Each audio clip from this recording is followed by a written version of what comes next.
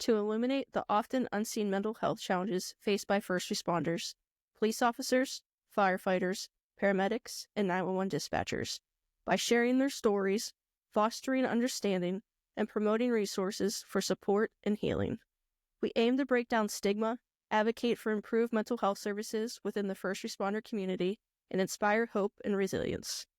This is the Weight We Carry podcast. What's going on, guys? It's Bart with the Weight We Carry podcast, and today we have a very special guest, Clinton Ewing, a retired firefighter paramedic. What's going on, brother? How are you today? I'm doing pretty well. Thank you for coming on. I saw you over on TikTok. You have a really good page that describes and it shares your story and your struggles with PTSD, and that's why I asked you to come on the show. Thank you so much for coming on. And if you could, introduce yourself a little bit more detail to our viewers. Go ahead. Well, I'll start by saying thank you for having me on. This is actually maybe my first time of fully telling the true story on what had happened. So I'm Clinton Ewing. I am 44 years old. I was born in Illinois. I was basically, just grew up with my sister and myself. My real father passed away when I was 18 months old. He was in the Korean War, came back, was working as a farmer. Unfortunately, whenever he passed away with cancer, I didn't really know much about him. So I kind of grew up with my mom and then her boyfriends that she would have. But I had gone, sometime just trying to figure life out and not really having much guidance. But I ended up deciding to become a first responder and became a firefighter and a paramedic. I went to medic school in 2007, got my medic in 2008. Just always was ready to, once I got my medic, I thought I had everything. I thought I was on the top of the top. And then I got the firefighter position and you think you have everything, and then just one day, everything just unravels for you, and never saw it coming. I never saw it coming, and then by then it was too late. So you said you grew up in a small town in Illinois and spent time listening to your grandparents' radio scanner. What was it about hearing those emergency calls that first sparked your interest in public safety? Guess it was seeing, like, you would hear certain calls come out, and back then it wasn't as violent. It was more of medical calls, and then you'd hear the local ambulance and the volunteer fire department going. We never chased or anything like that, but I do remember one night there was a fire, and my uncle he lived with his parents still, which was my grandparents, and he's like, "You want to go look at the fire?" And I'm like, "Yeah." And it was just all orange because the house was fully engulfed, and I'm like, and you hear the generators working, you hear the radios working, you hear people shouting and stuff, but it's something you never gets old, kind of like the ocean and the waves coming in. Fire never gets old looking at it or watching it even. So it was those types of things, and then just listening to different calls come in through the scanner. And then it was when my grandparents would watch Rescue 911 as well. And so Rescue 911 was something I always watched, and I'm like, wow, those people are really heroes. Obviously, it was all reenacted or something like that, but I'm like, how cool would that be to make a difference in somebody's life like that, and to be able to be the one to actually show up? Like, it never really hit me because that's not even what I went to college for, so I'm not sure where that thought actually went away from, but it was a great experience just being able to listen to them. And my grandparents, it was a small town, so my grandparents always knew the streets and stuff like that. So it was just something to be always listening to. Do you think that planted the seed for your career path later on in life? I would say maybe not so much the scanner, but I think definitely Rescue 911 did. And then once I got on my first fire department, the captain I had told me about Johnny and Roy, the ones that ran, double pop. It was emergency, and then they would have the phone, and I can't think of the name. The medical doctor, I can't think of his name. Rampart. And so they would be on the phone trying to get orders and stuff, and then they would have the sodium bicarb and I can't think of the other one. It was the double pop though, and I'm like, oh wow. I never watched that as a kid though, but Rescue 911, I think definitely probably put some kind of seed in me that wow, you could always help somebody in their time of need. Yeah. I actually got to meet Randolph Mantooth, Johnny Gage. We were at it was a yearly training, Seven Springs. It's a big EMS conference. And we did a mega code competition. And we actually, I think we either won or got second place, but we have a picture with Johnny Gage, my partner, and then the pirate pair from the Pittsburgh. Oh, that's cool. That's cool. So, Clinton, you said you lost your father at a very young age, and growing up without him shaped a lot of who you became. How did those early experiences influence your sense of strength and responsibility? I'd say the strength and the responsibility just came from, unfortunately, just looking out for myself. With homework as a kid, with not really having much direction, and then having my mom have the boyfriends and stuff, and not really having that father figure to lead you or teach you the things to be the right person or how to fix specific things. Luckily now we have YouTube to help out, but I remember just as a kid though, don't cry, don't cry. If you want to cry, I'll give you something to cry about. That was always something big. But I would say it wasn't really much oversight or much direction, but I more or less lived in the country, so I couldn't really get in a whole lot of trouble, luckily. It was weird because you never had that steady mother father. It was we whenever I don't know, somehow we were in a house with one of her boyfriends, and then we ended up with my grandparents. That's when I was listening to the scanner and stuff, and I thought it was awesome. And then we ended up going to another house and living there, but that ended up becoming basically like they ended up getting married, so is my stepfather. But even that relationship was just never, I don't know, it never really bonded much. And maybe it's because of lack of patience, and I never really had much direction growing up anyway. So then there's the expectation of, well, why don't you know this or why don't you know that? So it was just tough, but giving me the strength now just to never give up. And you're going to find, if there's a will, there's a way, and you're going to find it. If you want it bad enough, you will find it. Yep. So you've shared that you spent weekends in bars as a kid while your parents played poker machines, but that always found small positives, like getting to watch football. How did those moments of finding good in tough situations help you build resilience? It was typically my sister and I guess as a kid, yeah, it was great because there was a colored television there, and we just had black and white or the little rabbit ears that you had to move around. And there was a little 13-inch TV that I would use to try to watch the games. And being in the bars, they would be busy watching football and stuff, or I'm sorry, they'd be busy playing poker, the poker machines. And I would just ask for quarters to either play pool or quarters to play some of the video games, or there'd be a bowling alley. My sister and I would just go play in the bowling alley just because that money would last longer because it's all the different rounds, or you could just keep throwing the ball down. It was unfortunate though because I would they would be drinking, and just knowing, like, I was too young back then to know that if you've been drinking all afternoon, you probably shouldn't be driving us home. But that was early 90s probably, maybe late 80s, but obviously times have changed since then, and it was just still like I was on my own. If you wanted If you were hungry, well, they would say, order a pizza. And they had the little frozen pizzas there at the bar, and you just order pizzas and drink sodas. And that was my weekends. I guess it taught me how not to raise my kids today. I mean, you and I are pretty much the same age. I'm 46, you're 44. So those were other than, the situations, we grew up in the same time frame. So I was a latchkey kid. I'm very lucky. I had a good upbringing. I had a good, even though, I mean, it was a single parent. My mom raised me, and with my grandma and my uncle. I didn't have a father figure either. Get home from school on my own, figured out how to make dinner, and that's why we were latchkey kids for sure. But I was very fortunate that I did have a good, upbringing. I didn't have to struggle with, seeing my parents drink or, abuse that I hear a lot of people talk about.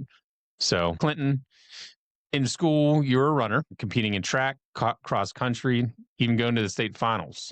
What did being part of a team teach you about perseverance and belonging? I would say the belonging was probably the most important, just because I was able to fit into a group and I was needed, which that is where the seed was really planted, I think, as in being a first responder is being needed and being part of a group. So with running and stuff, it puts you around like-minded individuals that were competitive. And I saw myself as one of the fastest ones, and I was able to go to the state finals in the 4x100. And it was an incredible moment. At the same point, though, not having the support, that's where I guess where I was a little felt left out, maybe, because I remember my mom giving me money to go to this state finals basically for food. Well, maybe it's $25. I don't remember what it was. And why, I can't answer why she never went to the state finals. It was a big event for me. And all know we got completely smoked, but I could still say I went to the state finals. And I was nervous anyway going and making sure I didn't drop the baton because I was the third runner. So I'd have to grab it and then I'd hand it off to the, what do they call it, the final leg. But I ended up deciding to spend that money on a t-shirt because that was a great memory for me. And so I didn't eat because I was nauseous anyway, but it was unfortunate because I didn't have the support. And then doing like the invitations and stuff like that. And then one of the big things for me was I remember in high school and being up on stage and getting it was like an envelope full of ribbons, and we would open them up and look at them and talk about them. And I had nobody in the crowd. And I think that strengthened me to being like, this is just me. And I have to just be proud of myself and be proud, but be thankful for my accomplishments.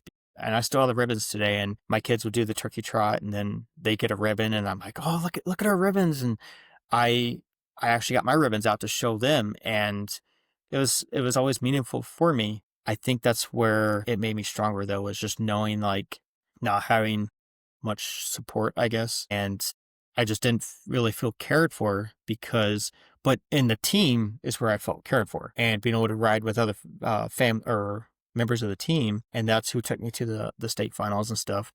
And they actually would drive me home after practice because I would have to unfortunately lie and say my parents were working. It was just, I wanted to run, so they allowed me to run. They bought me track cleats and stuff. It was just, that's as far as it went, though. It wasn't, oh, well, let's encourage you. Let's see how good you are. Let's see what you're doing, like a long jump. And I tried high jump and that wasn't working for me, but I really enjoyed the long jump, the 100, the 400, and just setting goals for myself. And I always, it was great because I was good at it. And then I think that drives you more because you're like, no, I know I'm going to be good, or I know I'm going to do good. But then the times wherever you would twist your ankle or something, you wouldn't be able to run as fast.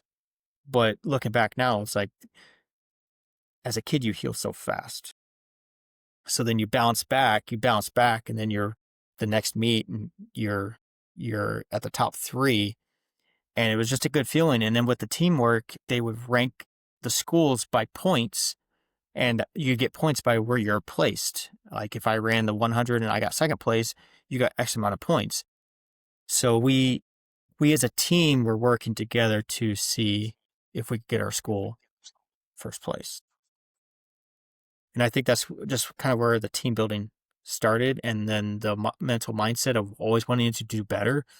And I just loved running. I truly did. And just being able to be around like-minded individuals. I hope I answered the question. Absolutely. So as for a lot of us, September 11th, 2001 was a defining moment. And for you, it became the reason you wanted to serve. What do you remember feeling that day that made you want to be part of that brother and sisterhood? I'll back up just a little bit because in 2000 I graduated high school and I immediately went to college because I wanted to show my stepfather and my mother that I was wanting to be successful. So I went into construction management, and it wasn't anything that thrilled me. So come Christmas break, I just never went back. So therefore I was on I got zeros and everything. Fast forward to 2001, September 11th, 2001, I was working 2 jobs at the time because I decided, you know what, I don't need college. I could just work 2 jobs the rest of my life. And so I was working for a sister company of Caterpillar where we were doing camshafts and radiators and stuff. And we had alarms that went off as in to alert us that there was a potential of being under attack. So we all huddle in the break room and stuff. And then there's a small TV and I get chills now just seeing it. And you see the one tower smoking. And I'm like, wow. And then there was an individual that was saying it was, bet you it was those damn terrorists. And I don't know how old I was at the time, 18, maybe. So I didn't really know much about terrorists or anything like that. And I'm just kind of just watching the news. And then that night, or obviously the second tower gets hit, and then the Pentagon, the one in Pennsylvania too, right? Yeah, Shanksville. Yep. So they all go down, and then I worked at a restaurant too that night, and I was talking to one of my friends, and I'm like, yeah, it's so weird, because whenever you look at it, whenever we have an emergency, what do? We call 911. Well, September 11th is 911. And I'm like, wow, that's like they hit us knowing that that's what was going to happen, is everybody would be calling 911. But going back to what affected me was the following days where the gas prices were $4 a gallon, and there was on every news channel was the aftermath and the dust and the buildings. But what really stood out was the FDN, the Brotherhood and the Sisterhood that I had seen, and the trails of people where they were still digging for bodies. And then whenever they would find bodies, they would shuffle them out on a backboard or a basket, a Stokes basket. And I'm like, wow, they know their past, but they're still there. And I'm like, that's powerful. That's powerful. And then the other part that got me was seeing people always holding signs. Have you seen this person? Have you seen that person? And had pictures of them. And it was like, I was shocked by it, but I was also, it was a catapult for me, because I'm like, you know what? I'm going to join the military.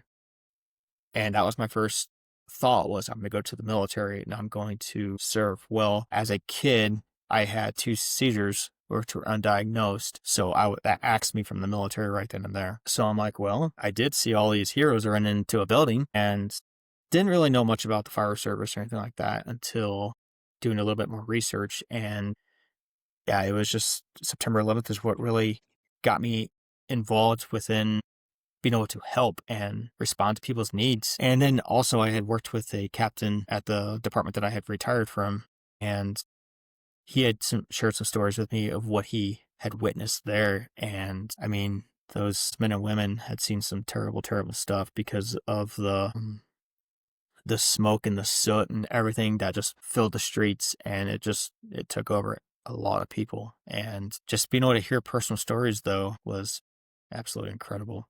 Yeah. We actually had the opportunity this past summer to briefly talk to a retired NYC guy, Mike Campo, Captain Mike Campo. He's a public speaker also. So we're going to try to get him on.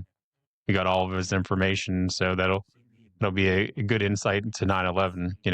It's the day of infamy for our country. We were around the same age at that point. I think we were 21, 22, somewhere around there. And not involved in public safety at all at that time. I lived in Ohio and didn't know much about, anything with emergency services at all. And just like you, and you said, we woke up, saw the first tower burn, then everything else happened as we know it. Yeah, and that's shortly after that is when I'm like, the small town that I lived in Illinois, then where I worked at a restaurant, I was like, I know they have a fire department. So that's when I started volunteering as a firefighter there. And obviously we would still go on a whole lot of medical calls, but we had the pagers, we had the blue lights in our vehicles and stuff because we respond from where we were at. And that was the start of the adrenaline. And I'm like, wow, this is super awesome. And being able to respond, but it was odd because I would respond on people that I knew, but then knowing already about HIPAA because I started EMT school shortly after because I wasn't a first in Illinois. You had first responder, you had EMT, I, and then paramedic, I believe is how it was, but they had I's there. So I'm like, I want to go to EMT school. So I went to EMT school, and yeah, I'll be the one to admit I had the scissors, I had the pants, I had everything, and I'm like, oh, this is awesome. Didn't we all? It truly was that was it for me. And the training burns, my first training burn, seeing the flames pencil over the ceiling and just a short little burst of water and just knocks the flame down, that hooked me even more. And I'm like, wow, this is incredible.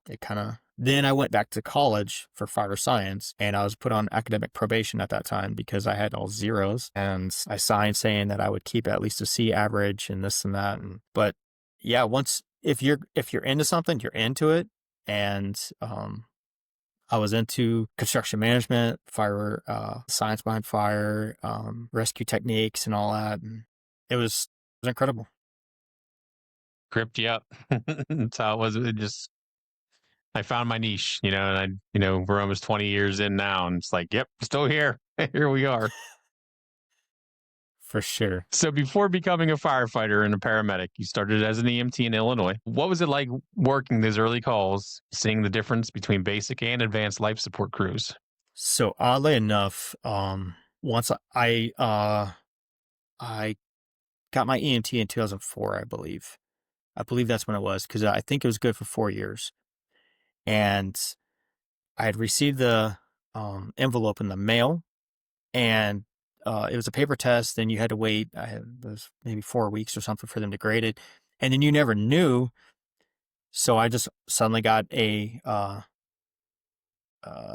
don't know who it was from, but it was my EMT basic card. I'm like, wow. And I was so excited. So my very first call as an EMT was a mutual aid call, and I wasn't part of our ambulance. I had just gotten onto the ambulance. So I was with the volunteer fire department, but then I was on the ambulance as well because I wanted to just help wherever I could. And so we got to help mutual aid in the town next to us, which was where my grandparents lived. And so we get the mutual aid call. And back then, you don't have the CAD. You didn't have any information. You were just dispatched to a major accident. And that's the only information you got. So we get there, and it was a semi versus a station wagon.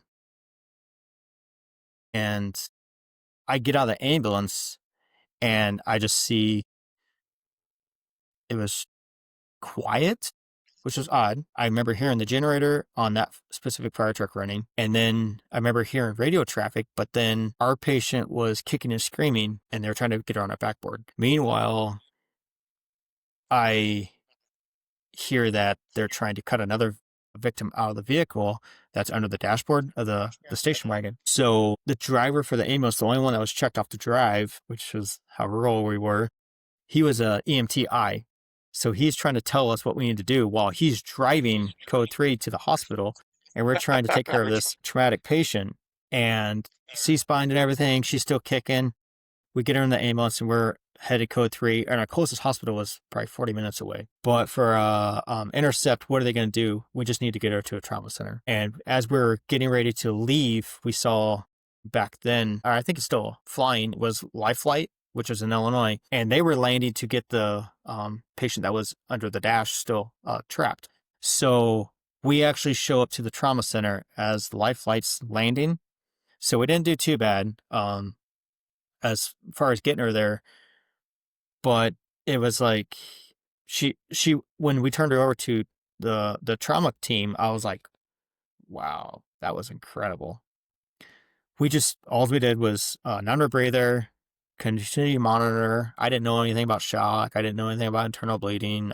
And crazy enough, like we had on the ambulance, we had the old life pack, which was the long one with the cassette player or the cassette tape. Oh yeah.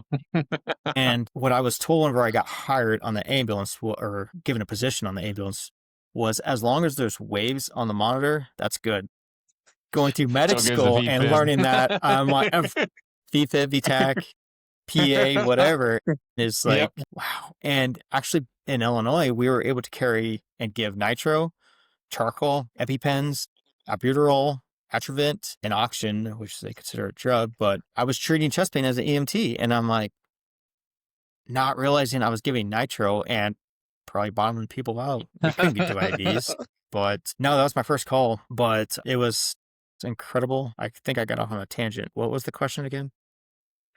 Just seeing the difference between ALS and BLS calls. Yeah, so sorry about that. Oh, you're good, man. Just whenever you go in, and I wouldn't really call it chaos, but you could tell like where somebody was truly in danger or truly hurt, like some accidents where there'd be a significant amount of bleeding. But those certain calls, there was higher ups that made the calls over me, like, let's go ahead and just get life flight coming. Or whenever we would have a low blood sugar person, hypoglycemic, we'd have a glucometer.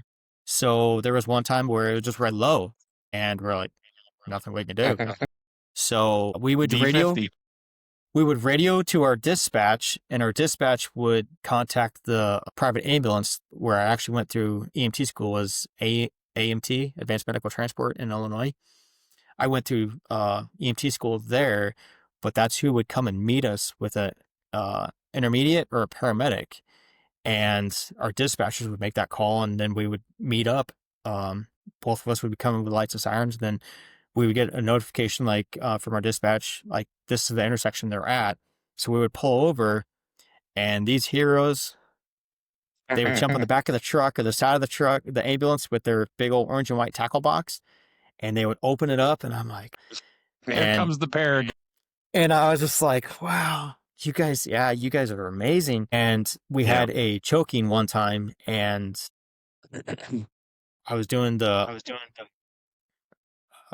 abdominal thrusts. I think they took those away now. But again, we called for an intercept, and they got in with the McGills, and they were pulling the meat out of the throat. And I'm like, wow, you guys are heroes. Wow. But that was incredible, though, just seeing, and then we'd have codes, and they would get in, and then they would be pushing epis, and I think it was epi and atropine back then. Maybe lidocaine too, but I'm like, and we get a pulse back. I'm like, we saved him. And he'd be like, not so much. Nah. And then I remember or an epi down the tube, actually. Remember those days?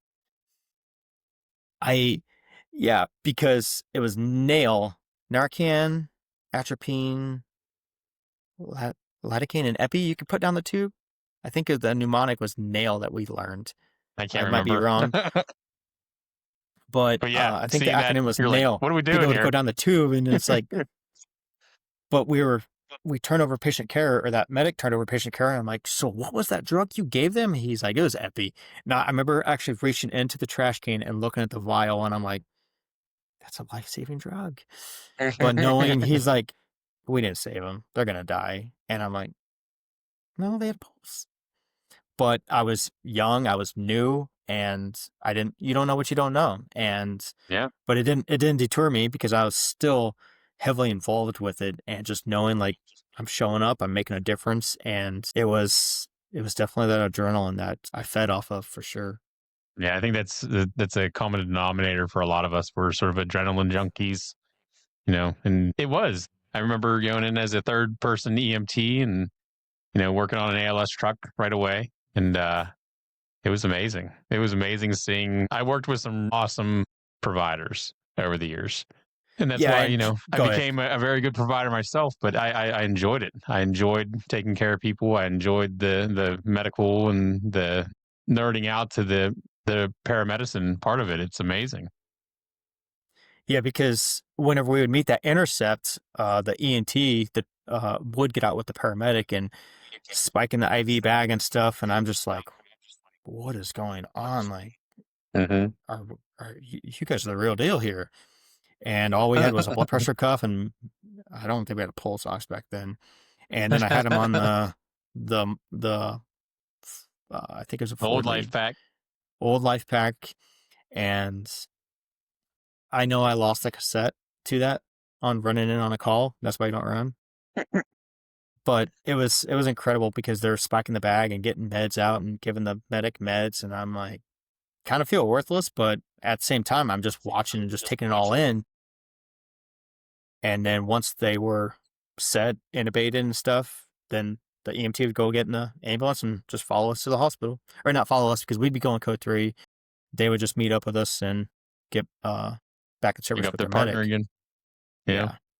So you did go through paramedic class when you were 8, and an 18-week fire academy in Arizona. What stands out most from that training, both physically and mentally? As far as I'll start with the paramedic school. Mentally and physically, it was extremely hard. I'll take full responsibility on that, though, because I held myself to a standard. But during medic school, I was put up in front of the class, and we were going through medications at the time, and I knew nothing. I was guilty because I would get home from school, I would get home from working as an EMT, and just play my PlayStation 1. So it was, I had to sell my PlayStation 1 to get it away from me. So we had a garage sale, sold it. And then that's when I really concentrated on the medications and the interactions, the indications, contraindications, the dosages, the routes, all that stuff. And it took a mental toll because I was ready to give up on it probably 2 or 3 different times. I remember walking out with my big purple medic book, and I was like, I'm gonna throw it in the recycling. I'm done. But for some reason, I continued at it, and it teaches you so much because you don't know what you don't know. But they set it up, and I had class twice a week, I think, for 14 months, and you go through ACLS, which I loved ACLS, knowing all the drugs and working the codes or the mock codes, and using the little. I used to love the little EKG where they would change the heart rhythms on you as you're going through your mock codes, and I'm like, wow, this is so cool because you're treating that particular heart rhythm and being able to just go through all those things. And again, you're with, I think I had 12 people in my class, and again, you're still working as a team to do all this. It's not just you, but there was the times where it was just me because I was the lead medic on that specific call. But you're still working as a group. And come midterm time, I initially failed my first ACLS test, and I was like, wow. And I felt bad, but I'm like, what did I miss? And so we had an opportunity to go back through the test, review it, and then we had to test all over again. Passed my midterm, but then I failed my final. And I'm like, so after you fail your final, then you have to go to, or after you pass your final, now you have to go take National Registry. And that's when it started on the computer-based National Registry, where you found out, no, you didn't find out right away. But I was like, I failed my final. How am I going to pass National Registry? There's no way. And so I'd say that mentally made me stronger, because knowing that I failed tests, I still was able to come back and study. And as in failing, I think you get stronger.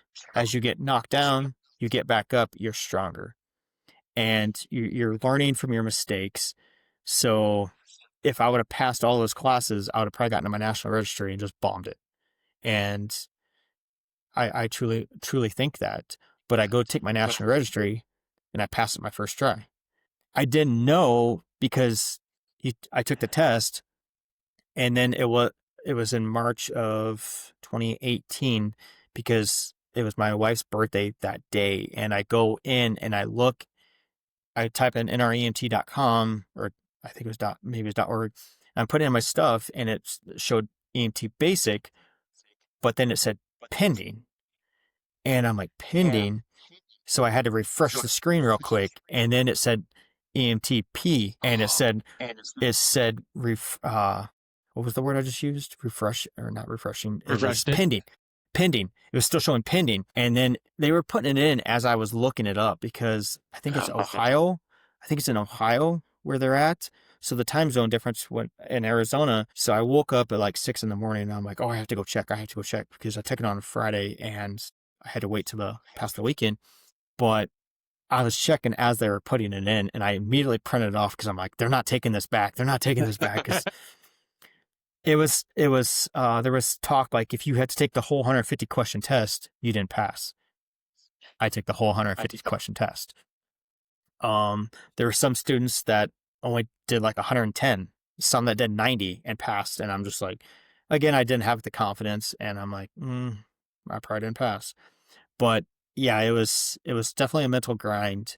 Going through the fire academy, I was the oldest one in the academy, and that was in 2016. And I went through some injuries going through the academy. It definitely taxes your body to a whole nother level, but it was an absolute amazing experience. And you're put under a lot of stress on purpose, where you'll just be sitting and then like, okay, throw your packs, and you have to throw your pack and be on air. I think it's 45 seconds, and then it was just, but it's how much you prep for that. And so you have to put in their personal work on the weekends, because the academy was Monday through Friday, and it would get up at like 4:15 in the morning, I think 4:30. And it was through Phoenix Regional Training Academy.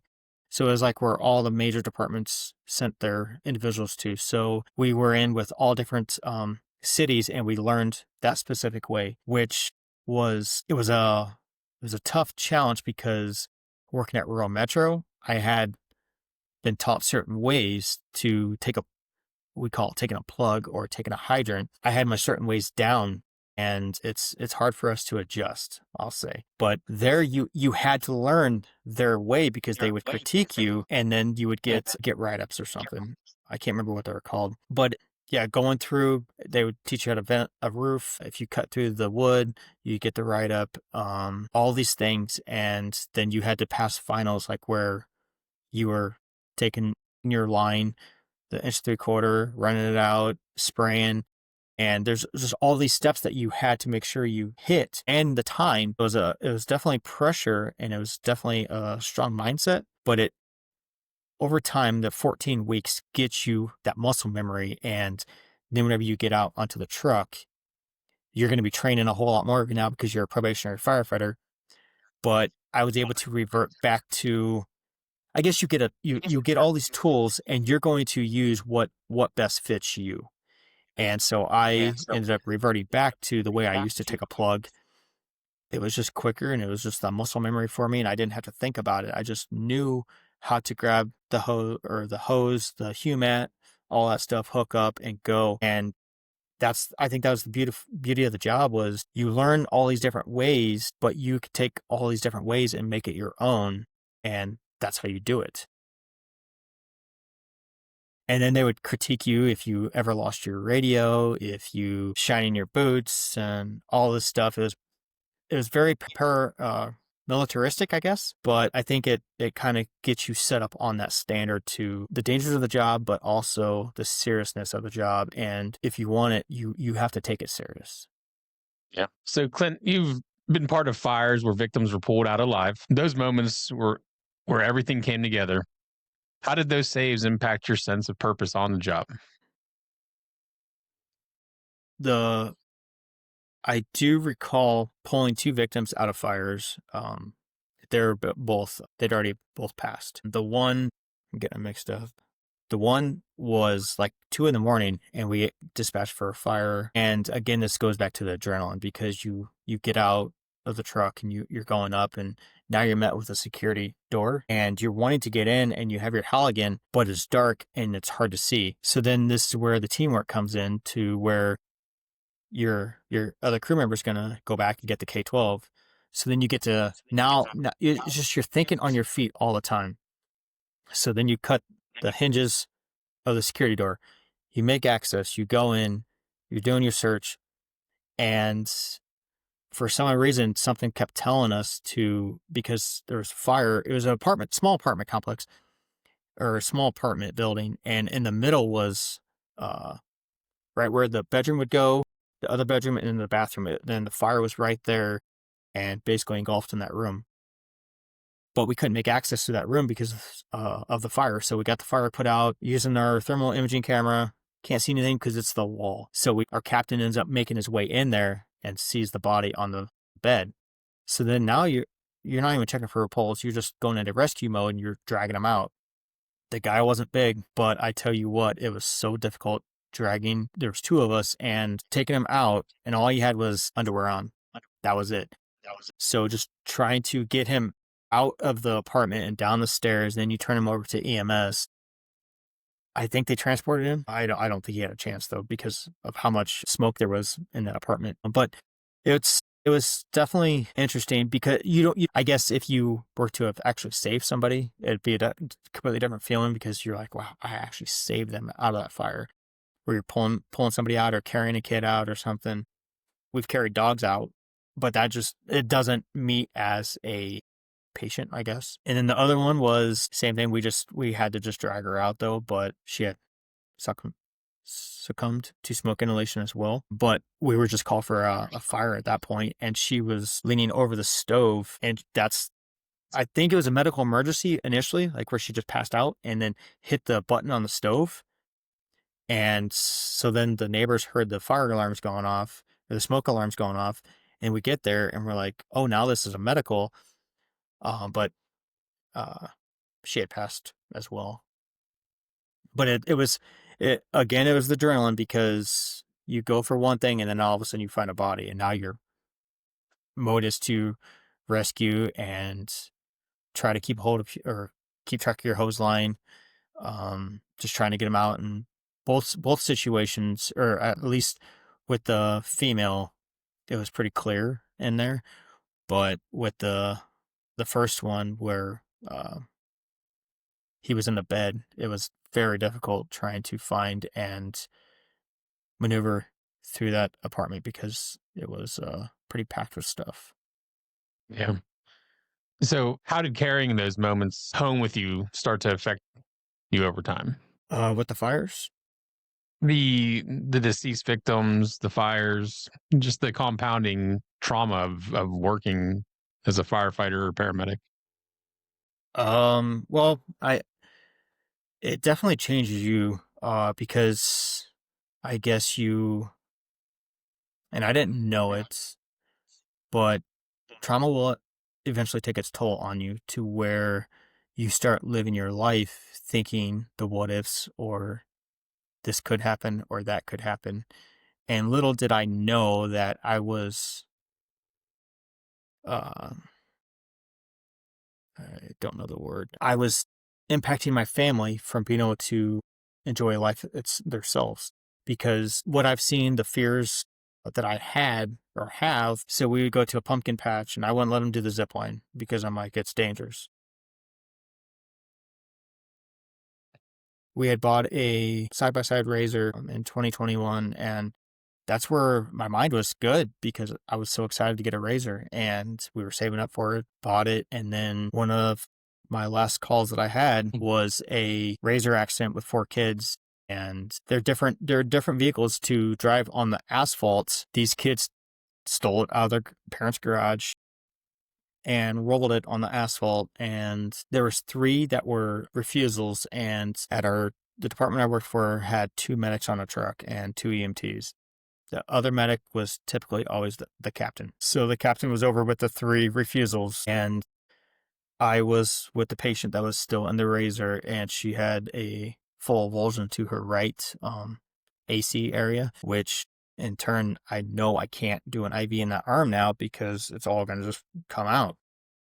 So we take vitals and stuff, and she was 12 years old. So I'm like, I don't have time to make contact with parents or anything like that. I'm going to treat her as an immediate.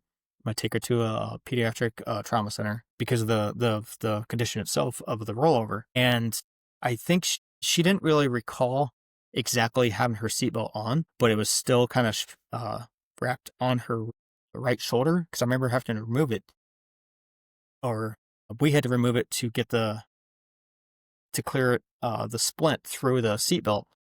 So that was another alert for me, knowing that maybe she struck her head as well. But it was just that pressure of that call, and there was a lot of other calls that happened, and this was just building on top, and I'm asking for help on that call, trying to do an IV in the dark, have a flashlight set up, already have the IV back spiked. I need to give her pain meds in order to manipulate her arm to splint it and get her ready for transport. And my captain comes over and says, if this is immediate, why don't you get her going? And I didn't know how to even respond.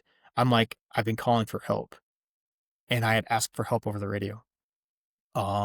Another ladder truck shows up, and the guy who just started, I don't know if it was fentanyl or morphine, but he was pulling up drugs, which was great, but I was already confronted by my captain, like, what's taking you so long? Well, I've been asking for help, and you acknowledged me, but you didn't help.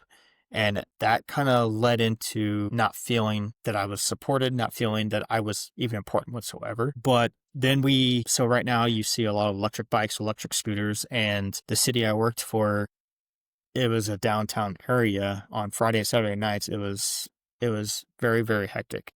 I looked at it as like a mini Las Vegas, because just bars and people staggering across the streets and stuff. Even when we come through with our lights on, they just didn't care. But we'd get called a lot for unconscious people and stuff. Well, this particular night we had electric scooters that you could rent down there, and I think since the city has gotten rid of them, but I ran 3 back-to-back-to-back trauma calls off of electric scooters. One was the first one was in the parking garage. Took a long time to find her because we didn't know where she was in the parking garage. Vomit everywhere. Obviously, a concussion because she couldn't explain or answer any of her questions. So we take her to the trauma center. We clear.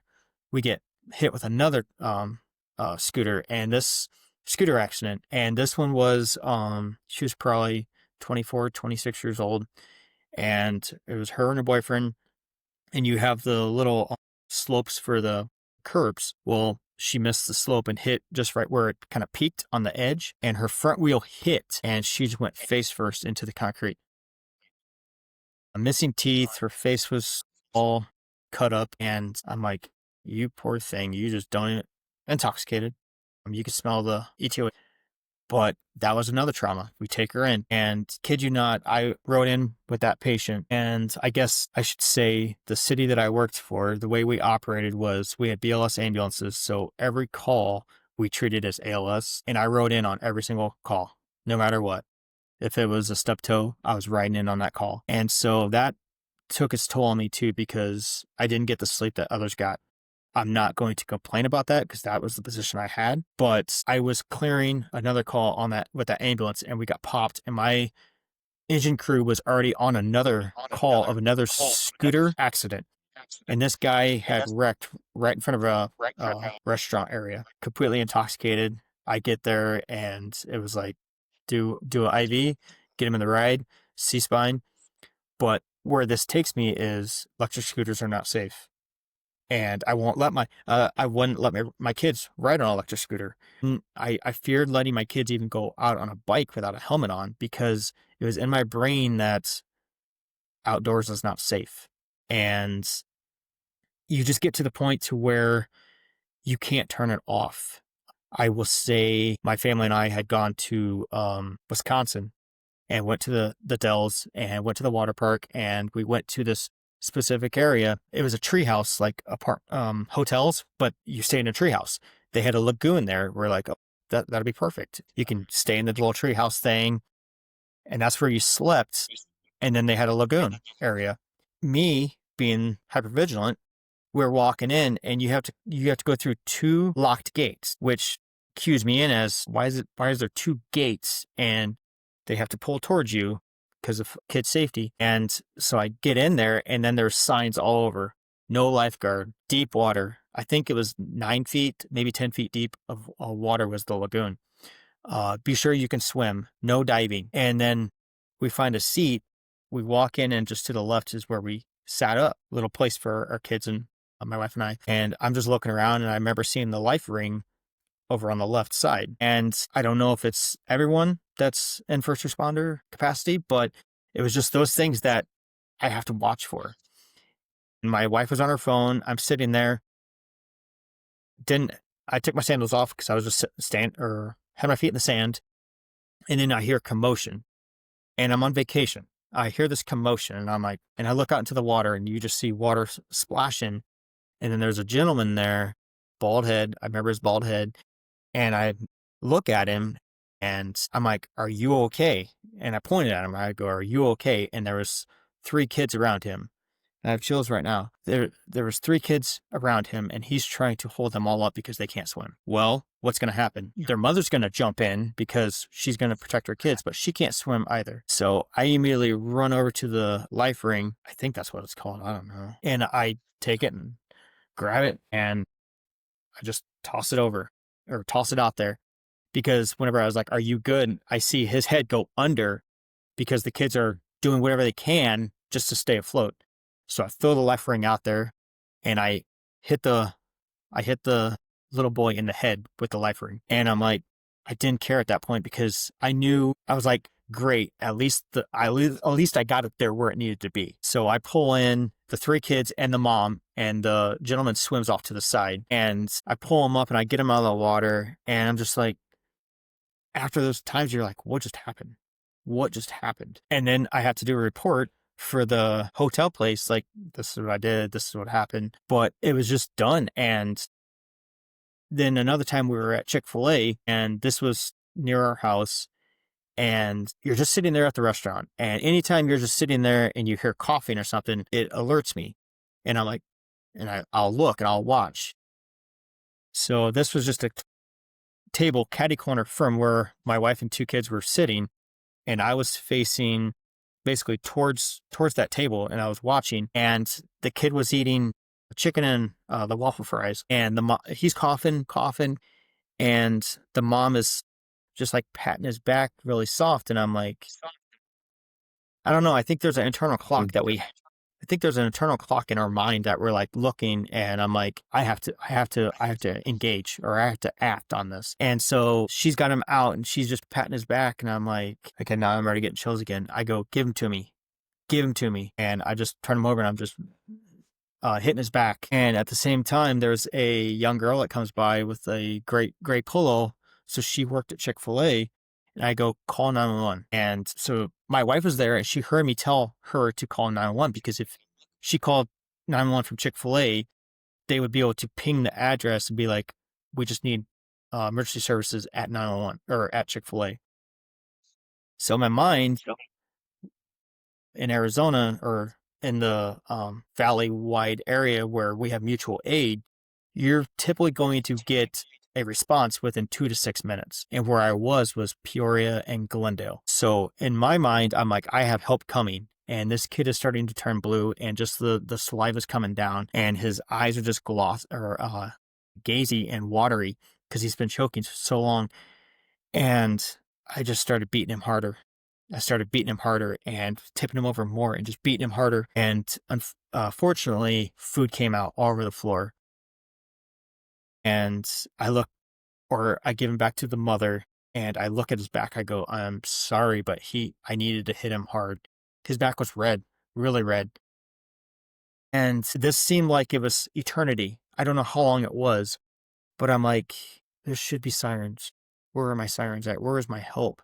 And this was something like, I'm like, where's my help at? Well, I go up and I ask the staff, I'm like, did you guys ever call 911? You had a small kid choking. And then I go, well, I told her to call 911. And they ask her and she goes, well, I couldn't find my manager, so I didn't call. But in my mind, I thought I had help coming. That's why my wife didn't call 911 either, because she heard me direct them. And that's, you direct people to do stuff. And I wasn't even hungry after that. And that's just parts of how things change for us to where we never turn off. And we always expect the worst to happen. But going back to some of the triggers that I experience still even today is like screeching tires, the tones. So in Arizona, a lot of the cities have the same radio traffic. And my local store, I'll go there. That's where the fire department, my local fire department, or our city department goes to shop. I highly hate those tones. I do. It's nothing against them, but I will try to avoid it if I'll just leave the store and go back. But I absolutely hate they got a specific tone, and it's in the station packages that were at all the stations, all the radios. And it seems like I'm like, why can't they just turn the radios down some? Well, I was that same exact individual, because you wear it on your back hip. You want to be able to hear it though. And that's where I'm judging them. And I'm like, I can't judge them because they need to hear what traffic is coming. Coming up on Christmas though, something that always bugged me was my wife likes to decorate a lot for Christmas. And we have probably about 3 or 4 big bags that have Christmas belongings in them. And I would always get frustrated every time trying to get them out of our storage closet. Didn't know why.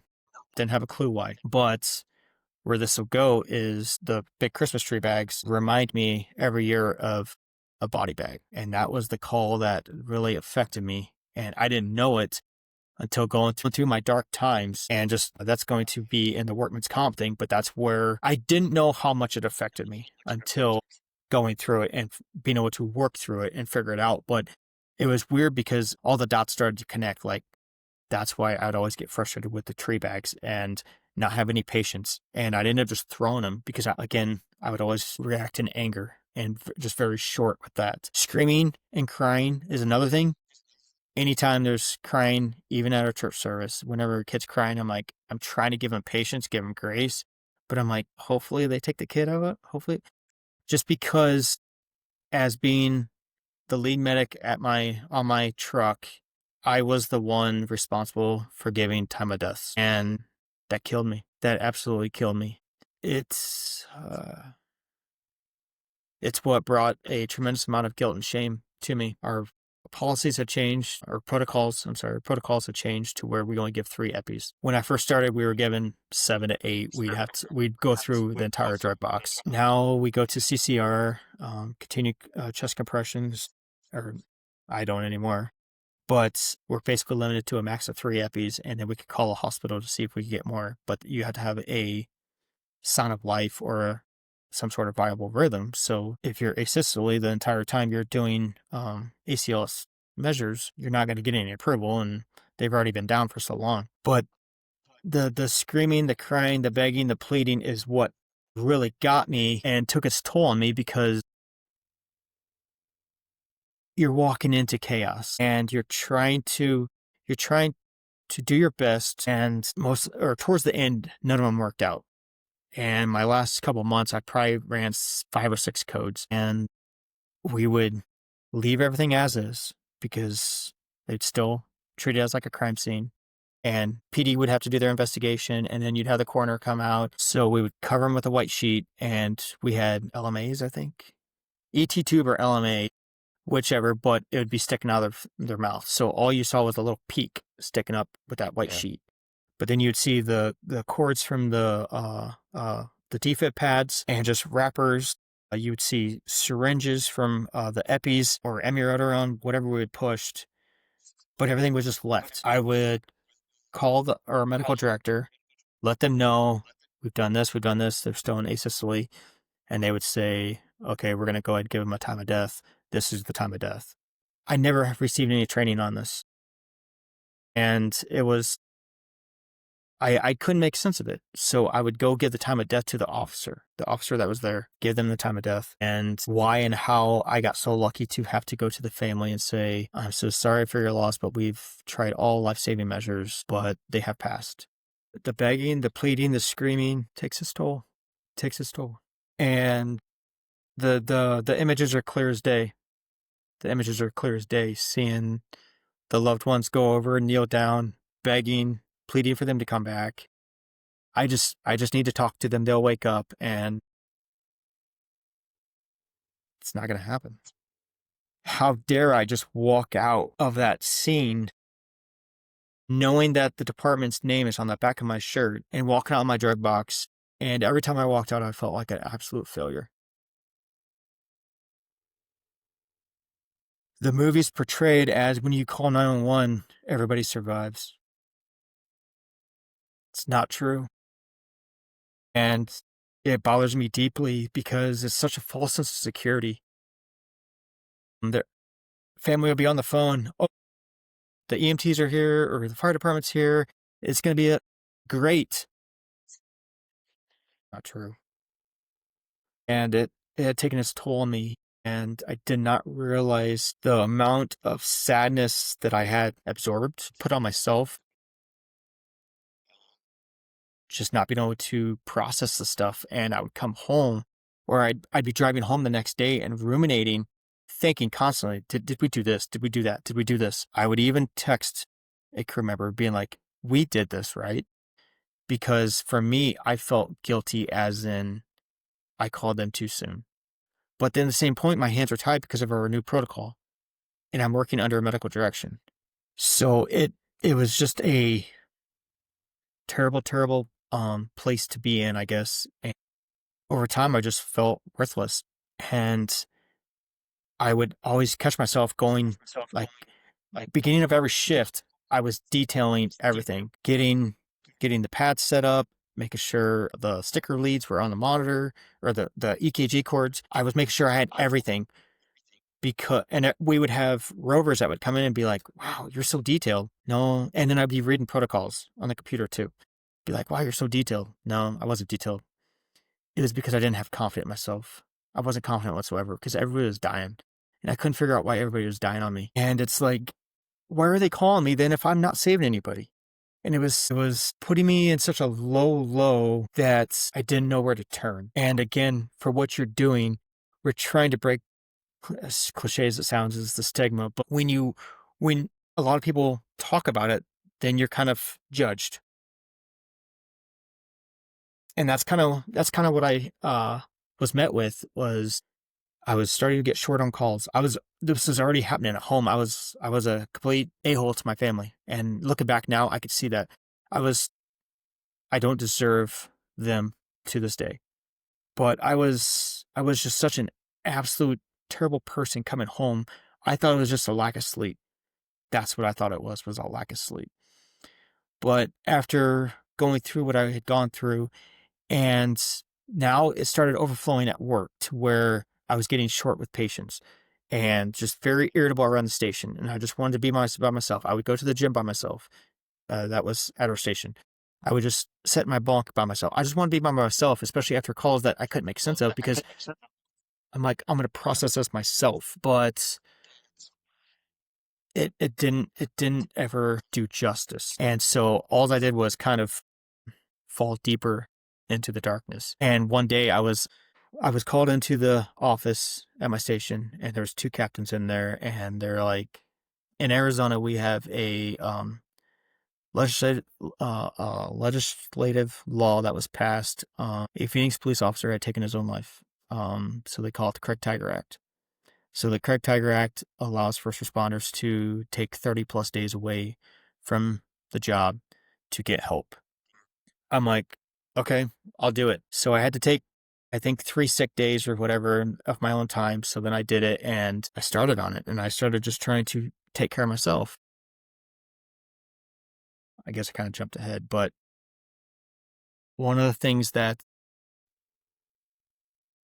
also happened right around July and August was we went through an interview process where they were interviewing candidates online. So they would take a written test online, and then they would have the interview. They would send them a link to these individuals that were potentially going to be hired, and they would send the link of their interview in to whatever platform they used. So I'm like, I don't understand that, because that was one of the toughest things. That was intimidating, walking in on an interview and you have 5 or 6 people in there in Class A's. That's intimidating. And you have to have your stuff together. We're allowing them to keep practicing. And I was told that they had as many attempts as they wanted until they could perfect it to submit their interview. I'm like, I don't agree with that. Then come to find out, now my department has us do a survey, and it was anonymous, right? So we all did the survey, and it's based off of stress, satisfaction, personal growth and stuff like that. And let's be honest, there's no surprise that I scored low in satisfaction. And again, my crew was looking at the email so they got the results of the email, and our fire chief decided to email out the results to the entire department. I'm like, whichever. I get back, the ambulance drops me off at my station because we had ran a call, so I went to the hospital and came back, and I walk in and they were talking about the results that they had. And I look at it and I was absolutely shocked because our results were there and then everybody's name was attached to how you scored. I scored low in satisfaction, and I had done a video on my TikTok about this, but that's kind of put me over the edge. I'm like, why? You guys said this is anonymous. How are you to show this survey with my name? Not even my name, it's the entire department's name, and you're able to compare yourself on how others scored. And I took it as I'm going to be labeled now because I scored low in satisfaction. I think a couple weeks go by, and then I get a personal email from our fire chief saying that I scored low in satisfaction, and there's a lot of stressors in life, including the job, but the job is typically not the first or the biggest stressor. To make sure things are okay at home. I still have that letter because I printed it off. And I had went to 2 union members, board members, asking if whenever I did that survey, did I click I agree or I accept my results to be posted? To this day, I'm still waiting for that answer. And when I think that's kind of the turn of it that was towards the end of August. And then in September of 2022, that's when I was pulled into, because I'm like, nobody cares. Nobody cares. And I felt like I didn't have a voice anymore because I'm trying to figure this stuff out and why this is happening. And I was pulled in. That's when the captains had advised that I take the time away. So I took that time away and started counseling, and it's intense outpatient. So then that was the first time I was diagnosed with PTSD, anxiety, and depression, and doing the intense outpatient because I had intense outpatient, or I could have went to the Center of Excellence in Maryland. I couldn't make sense of why I was going to have to leave my family to go to an inpatient center when I didn't do anything wrong. And I still had in my mind that it's everybody else, it's not me. And so I told my family that I was going to put everything I had into it and start the IOP, intense outpatient. I would be doing all my treatments. I started off with counseling 3 times a week. I was doing hyperbaric therapy. I was doing neurofeedback. I was on SSRIs at the time, Zoloft, and I was cold plunging. And this was all at the same center. I would do my counseling, and then I would do all these modalities, cryotherapy, everything. I was doing everything I could just to try to snap back out of it. And I really thought I was well on my way. And so I take time away, and I come back to the truck in November, and my first shift back, I felt good. This was beginning of November, I think, and I felt pretty good and was excited. And at my first call back, or my first shift back, we had a stroke, and then we had we had a bad motorcycle accident that night. But I'm like, well, that was quite the shock of a shift. And I was also mandatory the following day. So there's no welcome back from mental health then getting mandatory the following shift. Let's see, I kind of lost my train of thought. So I last five shifts. And so I think it was the day before Thanksgiving in 2022. I almost want to say it was like November 3rd, 2022. I took in steaks, or we had steaks, and we had, I think it was Bluebell ice cream.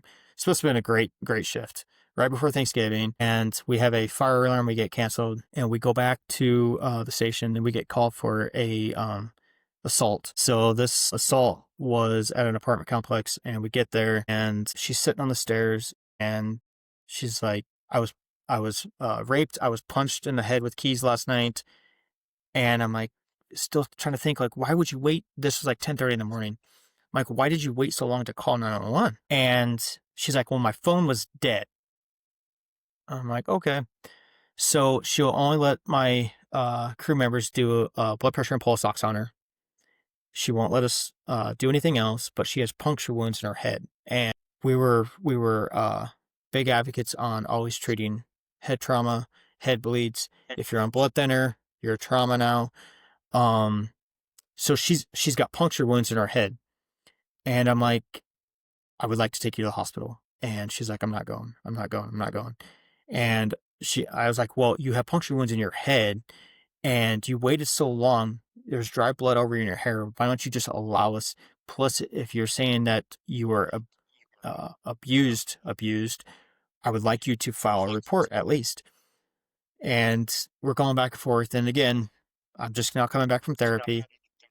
And I go, look, you called us. I'm here. I want to take you to the hospital. You're making it more difficult. And now we're getting into a situation. And the two EMTs kind of pushed me away because they could tell I was getting frustrated. And I wasn't making sense of it. I'm like, we're here. Why'd you even call 911 then? So then we're going back and forth. And then I jump back in. I go, look, if you don't want to go, I'm going to call medical direction. I'm going to get transport orders to take you against your will because you need to be seen. And then here comes the threats of, I'll sue you for everything you have. I'm not doing anything. I'm not signing anything until I speak with my attorney. Okay. So I go call our medical direction. Medical direction says she can refuse. I'm still puzzled to this day. And so I walk back up the stairs. I wait for the officer that was talking to her, wait for him to finish. I go, all right, I spoke with whoever the doctor was. I go, they're okay with you refusing? All I need is a signature here stating that you're going to release any liability up to including death. I'm not signing anything. I need my attorney present. If you force me to sign anything, I'll sue you. And finally, my crew members came back, took the iPad, trying to talk her down, and she finally just signs with a line. And I look at it and I looked at my iPad and I'm like, perfect. And I think she was 32 maybe.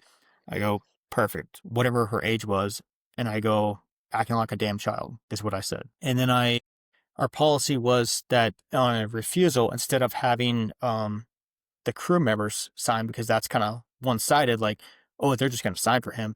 If there's an officer there, that's who would sign as a witness. And I talked to the officer. I'm like, excuse me, sir, can I get you to sign this refusal as a witness that she didn't want to go? He looks at me, same city, and says, I don't sign those anymore. And that was it. There was no support. I didn't feel heard. And my initial thoughts were, I just want to take the iPad. I want to hit her over the head with it, watch her fall down the stairs. And then I'm going to hit the officer and watch him fall down the stairs. And I was going to walk over their bodies, and I was done. And my captain looks up at me and he goes, come on down. And so I walk down the stairs. He goes, I'll take it. I go, you can have it. It's all yours. I'm done. And that was absolutely my last day on a fire truck, 2022, the day before Thanksgiving. And before I could even leave the station, there was a BC that came. I had to make a phone call to my counselor. And before they would release me from the station, I had to show them proof that I was going straight to the counselor to discuss what happened, which was great because I would have came home and been a complete a-hole to my family, which I probably still was whenever I got home because where I was mentally not in the headspace to be able to understand what was going on. And I couldn't make sense of any of it. Yeah, and that's when I was really kind of just in the waiting process of what was going to happen and I got a phone call from a health and wellness department saying that my name had made on the chief's desk and to expect a phone call for an interview and to come in. And I was like, do I need union representation for this? And she's like, I can't answer that. Still waiting for that phone call too. But that's kind of when things started going south for me, was when I wasn't able to make sense of stuff. And then they were like, why don't you just take some time away once again? And I'd already done that. So now I found myself basically going and having to use vacation time now and I don't know how many hours I had, but I had a decent amount of hours. And so I was informed to file a workman's comp claim. So I fill out a workman's comp claim and I put in, I think 5 of the codes with the emotional stress. And one of those calls had an emotional high stress level on our CAD system that we could pull from Phoenix CAD. And so I submitted that too. And unfortunately had a division chief come back saying that my claim was denied because those are all elderly patients that are expected to die. And that's when I was in a loss of words because I couldn't make sense of, you were not on those calls. You don't know what we're doing on the streets now, what we're having to deal with, and you're automatically going to just disregard all of this. So I was in with peer support, and my peer support individual he did the best he could, basically mending things from me to the union, to HR, to headquarters. I guess it's more headquarters, not HR. But I was basically just using up my vacation time, waiting for my workman's comp to get approved. Come to find out, in Arizona, you have to do an IME, which is an independent medical exam. So with the independent medical exam, you get your workman's comp, and this is a test that you have to go do, which was, I'd say it was probably about 6-7 hours of a test, a whole day. And there was, you go in and they're playing, starting off, he would give me all these words to remember, and then I had to repeat as many back as I could remember. And then he'd tell me like a storyline, and he's like, pick out the details of this. And I tell him the details. I guess maybe checking out my brain function, I guess. And then he would slide over this laminated sheet with a drawn out picture, and then I have to study it. To me, it seemed like 3 seconds. And I'm looking at it, and he just takes it away. Gives me a blank sheet of paper. Draw what you remember. This probably went on 7 or 8 times. And I finally just took the pencil and I threw it. I go, if you're trying to tell me I'm stupid, you've made your point. I'm effing done playing your games. So then he's like, why don't we just take a break? Perfect. Let's take a break. So I go and use the restroom, come back, and then he has me going through these cards. It's almost like flashcards for 2-year-olds or 4-year-olds. Like, put it down. It's a horse. It's a ball. It's this. And I don't know how things work out, but a life ring popped up. And he put it on the table. And I just broke. I broke. And he didn't know the story on how that impacted me or why that impacted me the way it did. But it's like your life is a whole story that ends up connecting one way or another. And he's like, okay, just have a little bit of time with yourself. So then he went and got the neuropsychologist. That's again where I didn't have any confidence in myself. Was this neuropsychologist was hired by the city and workman's comp, so I knew everything was against me anyway. He starts questioning me. What has happened, this and that. And so this was probably a 30-minute interview. And then I go back into finishing the card game. And then after that, I go in and you sit in this little room to take a personality question test. And it's basically, they're going to ask you these questions all different ways to see if you answer them the same, I guess. And it was over 500 questions. I think it was like 560 questions, and my brain was fried. And then after that was you submit your results for that. And then another test came up to where it was like 4 or 5 different cards, and they had different diagrams, like diamonds, triangles, circles, all these things. And you had to figure out what order they were going to go into, or if it was the colors, all these different things. And it was almost getting me so frustrated that I just wanted to give up. But then I'm like, I can't give up because I have to get this done. And so that went on for some time. And then the results don't come back for 14 days. And that would be if workman's comp would cover me or not. And so I ended up, during this time, I had to ask for light duty. And I was denied light duty the first time. They said, just focus on yourself. Then they told my crew not to reach out to me because I needed my own time, which is the absolute worst thing to do to somebody whenever they're battling mental health, is isolate them at home or tell crew members, which is supposed to be our brotherhood and sisterhood, to not contact us, not reach out to us. So I'm asking for light duty because I want to just keep my mind busy, because I was just sitting at home. I could only go to the gym so much. And I'm like, I need to be part of this, and begging. I'm begging for light duty. I'm like, just a couple hours, just so I don't run out of personal time.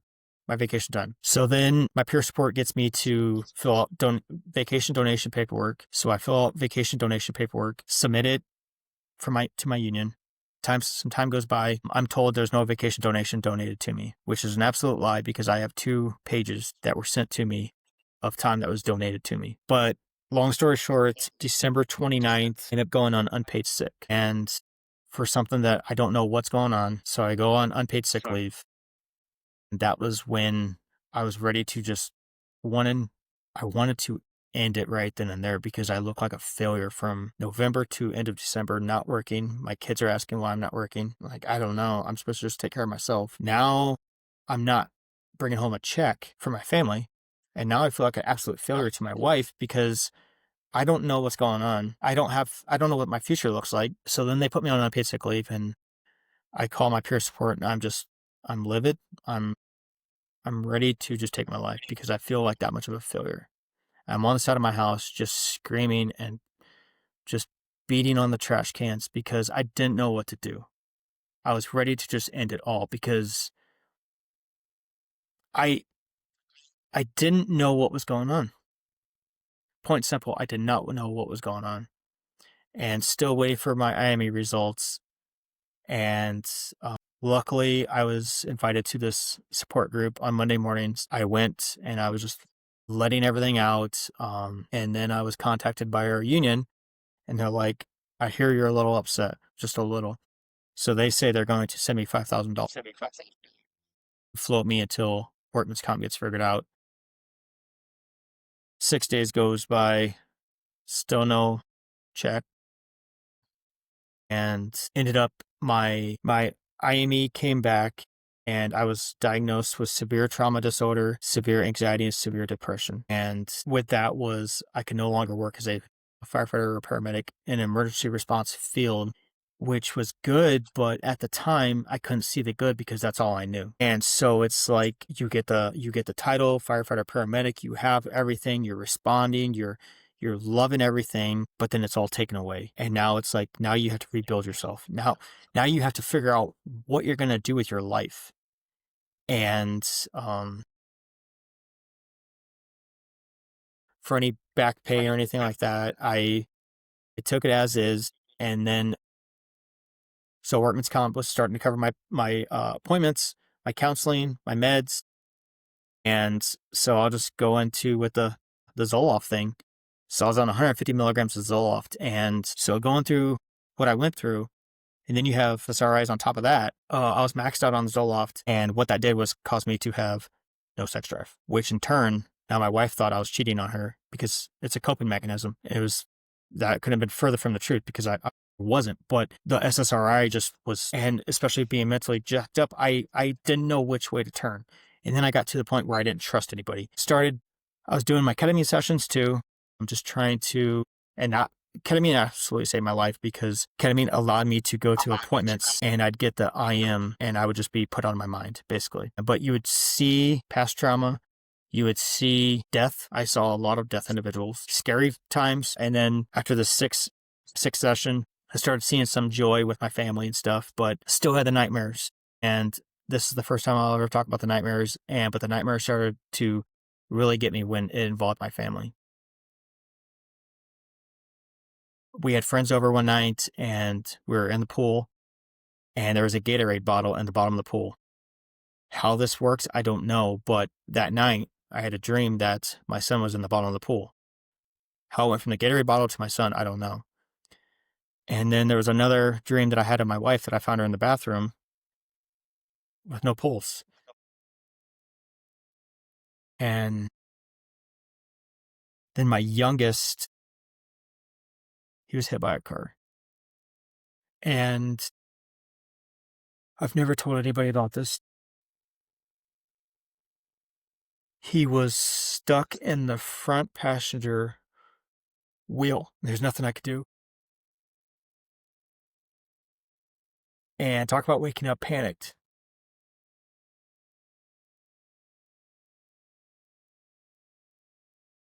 Obviously, I run to his room. It's all a dream. Thankfully, it's all a dream. But still, it's It's things that people look past. They don't understand that it's obviously a true mental health issue. At some point, I ended up going to the Center of Excellence in Maryland. I left January, I think, of 2023, and I was there for 38 days. Absolutely amazing. I ended up getting a SGB shot in the neck, which really helped with calming things down because I was in a safe environment there. My meals were cooked for me. All I had to do was attend classes, and that was all counseling classes, and you're around all first responders there, and you were so supported. Through those 38 days, you have limited phone access. I think we got our phone for an hour every other day. So you didn't really have much phone access. But come to find out, my family never had any support from any crew members. I had one crew member that I went to the academy with. He did bring dinner to my family 2 or 3 different times. Other than that, there was no brotherhood, sisterhood. And that put a deep, deep dagger into me because that was part of what I was told when I came on and that's what I had seen is others that got injured. We were there. We helped. Why was I different? That's something I still ask myself today. I don't know why I was different. Coming back from the Center of Excellence, my flight gets delayed twice, which is fine. I was in a good place mentally. Coming back home and didn't get into Phoenix till like 10:30 at night. And my wife comes, picks me up, and the kids were at the airport. I come home. Kids aren't getting to bed until late, so I tell them, I was like, look, I'll take you guys to school tomorrow because I still wasn't working. And so go to take them to school, and my wife had called me because she had left before I did. She goes, hey, make sure you leave them plenty of time.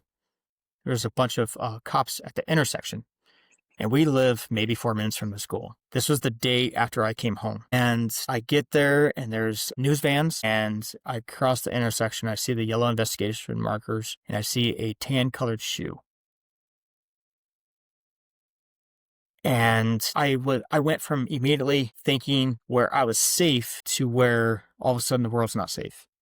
Now I'm afraid of life. I'm afraid of death. A kid gets hit in the crosswalk. Kind of find out he ends up dying. How does this happen? I just got home. Can't make it up. And kind of lost now. Deep breath, brother. Deep breath. And then I ended up being denied light duty 3 different times. And after I had learned about PTSD, I ended up asking, why am I not getting light duty? PTSD is a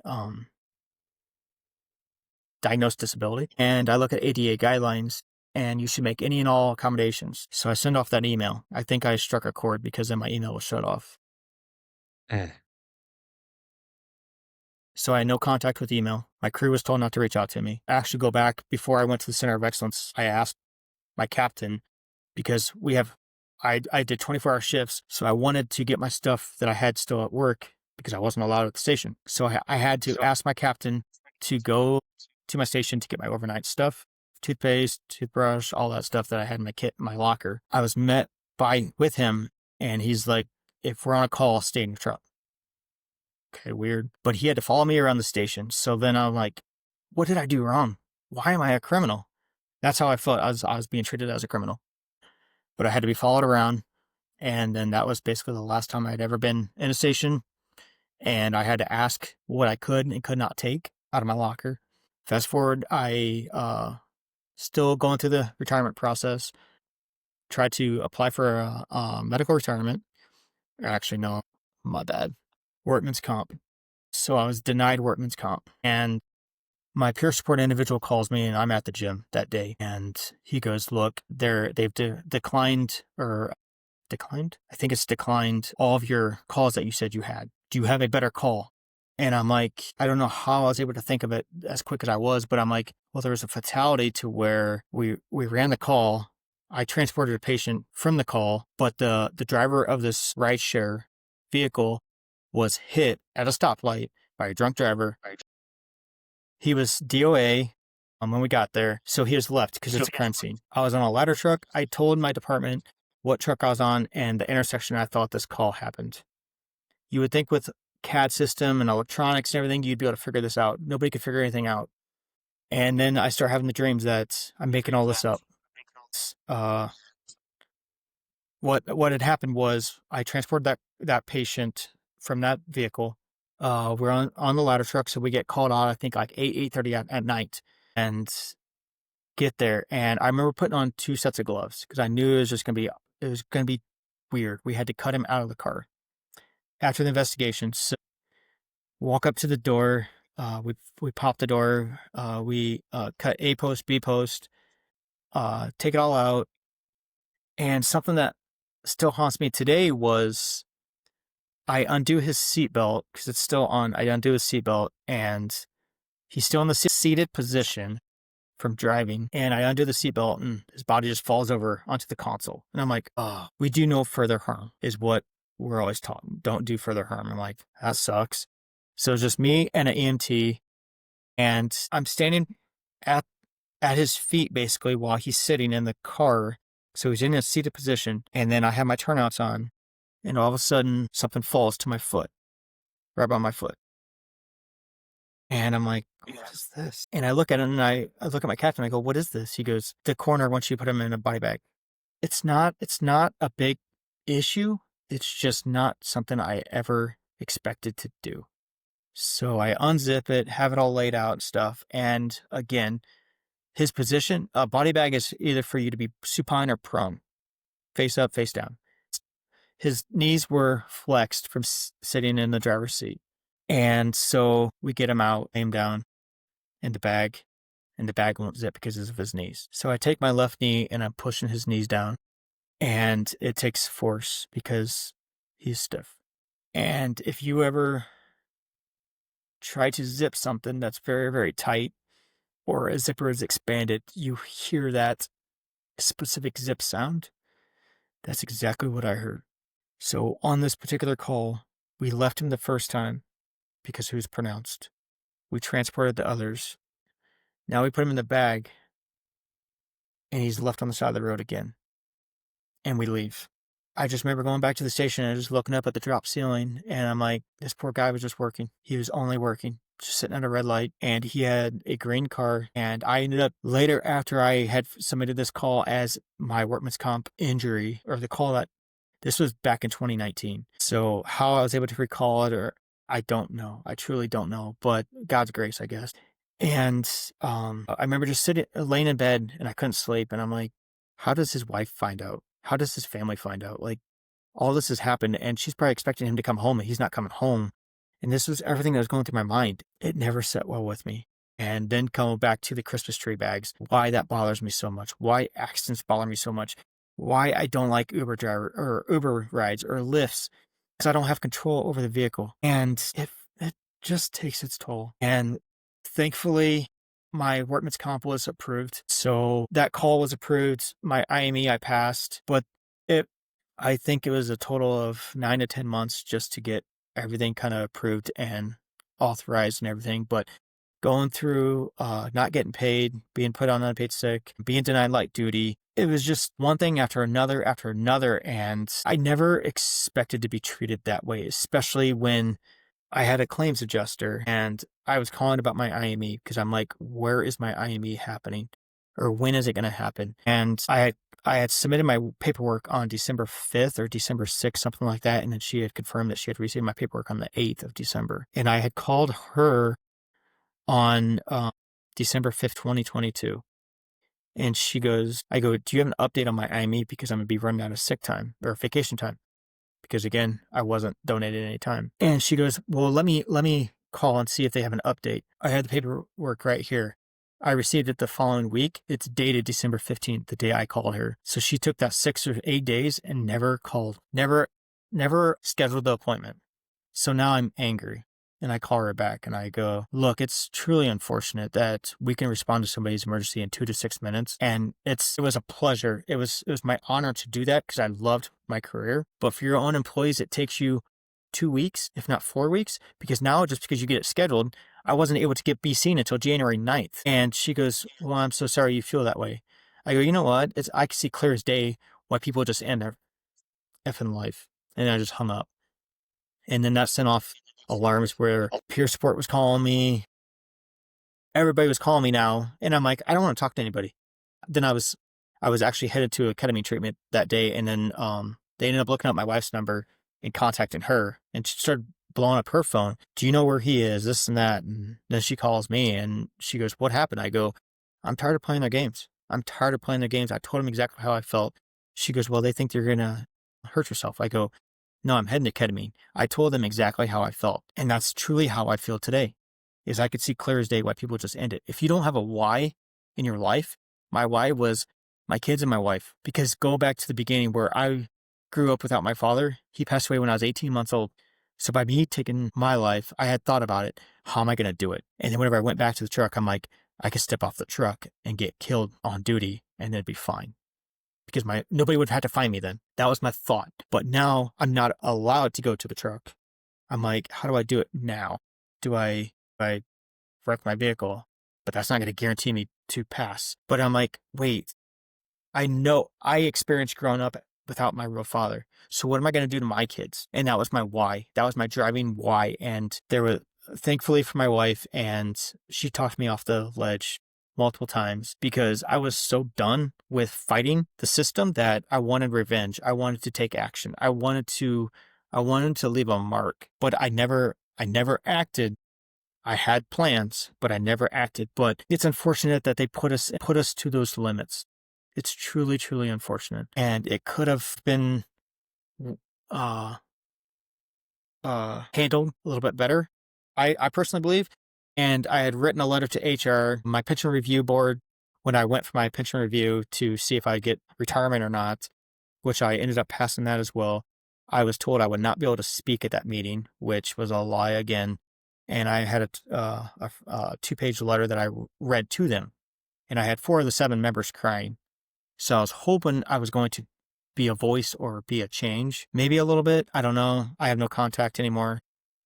I truly hope that there's a change at some point, sometime. As you had said earlier with dispatch, it all starts with leadership. And if you get new leadership or if you have old leadership that has old stagnant ways, you're not going to change it. But all I can do is hope that there's a change for the better for the guys and girls that are on the truck, on the streets, doing this every single day, and still going home to their families. Because if it doesn't affect you now, it will affect you at some point. I wholeheartedly believe that now, because I'm like, this would never happen to me.